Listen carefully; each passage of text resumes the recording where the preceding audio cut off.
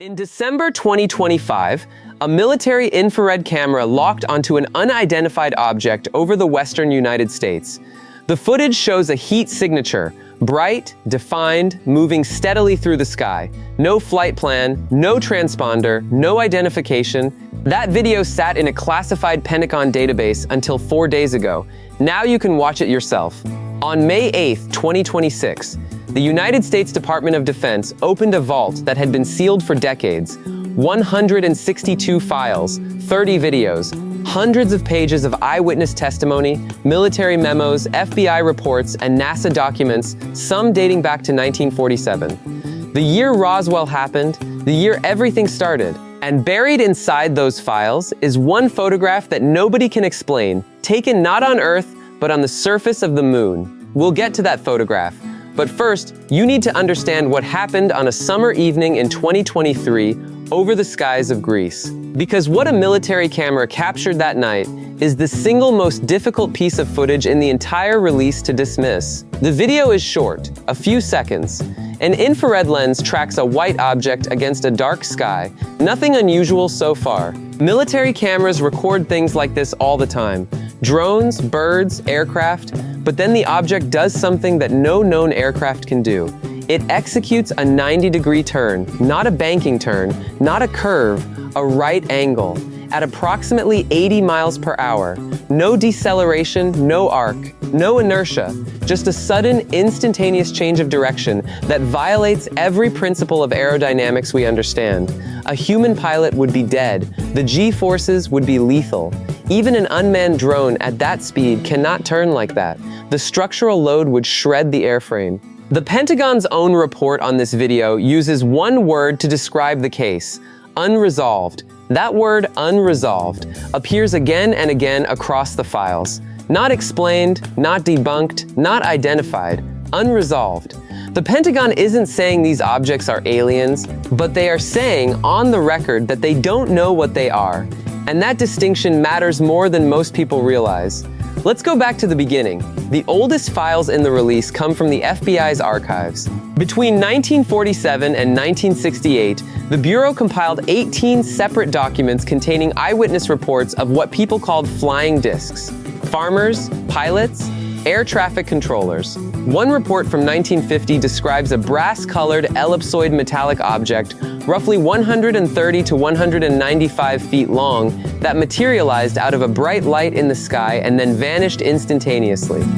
The FBI agent who took the testimony included a sketch. The witness was a commercial airline pilot, not a farmer in a field, not a conspiracy theorist with a blurry photo, a trained aviator who knew what aircraft looked like and knew this wasn't one. 3 years earlier, in 1947, a Pan-American pilot flying from Newfoundland to New York reported a gold-colored cylinder, approximately 15 feet long, moving through the airspace near his aircraft. The embassy official who reviewed the report wrote a single sentence that captures the government's posture for the next 79 years.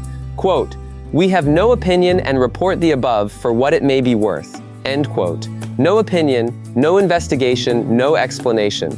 Just file it and forget it. That was the strategy for decades, and it might have worked forever if the Navy pilots hadn't started talking. In 2004, Commander David Fravor and his squadron encountered an object off the coast of San Diego that moved in ways that defied physics. That encounter became public in 2017 when the New York Times published the Pentagon's own footage. It cracked open a door that had been welded shut since the 1950s. The new files released on May 8th blow that door off its hinges. The 30 videos in the release span from 2020 to 2026. Most show infrared footage from military systems, cameras designed to track enemy aircraft with precision. These aren't phone recordings from a backyard. These are multi-million-dollar sensor platforms operated by trained military personnel, and the objects they capture don't match any known aircraft in any country's inventory. One video from the Indo-Pacific region shows an object shaped like a football hovering in ways that shouldn't be possible. Another from Syria in 2024 shows two semi-transparent, irregularly shaped orange areas that each appear for exactly 2 seconds and then vanish. U.S. troops stationed there as part of ongoing operations against ISIS filed the report. Soldiers on active duty, describing something they couldn't identify. Now, here's where it gets personal. These aren't sightings over remote deserts or empty oceans. The files include reports from Iraq, Syria, the United Arab Emirates, Greece, Africa, and the continental United States. Military bases, allied airspace, active combat zones. If these objects are foreign adversary technology, that's a national security crisis. If they're not, if no nation on Earth built them, that's a different kind of crisis entirely. But nothing in the entire release is as unsettling as what was found in the NASA files. Among the documents is a photograph from the Apollo 17 mission, December 1972, the last time humans walked on the moon. The image shows the lunar sky, black, airless, empty, except it isn't empty. 3 dots arranged in a triangular formation are clearly visible above the horizon. The Pentagon's own caption states that there is no consensus about the nature of the anomaly, but a new preliminary analysis, conducted specifically for this release, concluded that the formation could be a physical object, not a camera artifact, not a reflection, not debris from the spacecraft, a physical object in the sky above the moon during the final Apollo mission. NASA flight records show that astronaut Jack Schmitt, a geologist, the only scientist ever to walk on the moon, reported seeing a flash on the lunar surface north of Grimaldi crater during the same mission. It was logged, it was filed, and for 54 years, nobody talked about it. The release also contains a note from a NASA official about an earlier mission. Above a typed statement, someone scribbled the words UFO sighting by Borman, referring to astronaut Frank Borman, commander of Apollo 8, the first mission to orbit the moon in 1968. The official statement mentions sighting not only particles, but an unidentified object plus the booster. A tape was played for the press at the time. Nobody followed up. Nobody asked what the unidentified object was. The story disappeared into the same bureaucratic silence that swallowed every other sighting for the next half-century.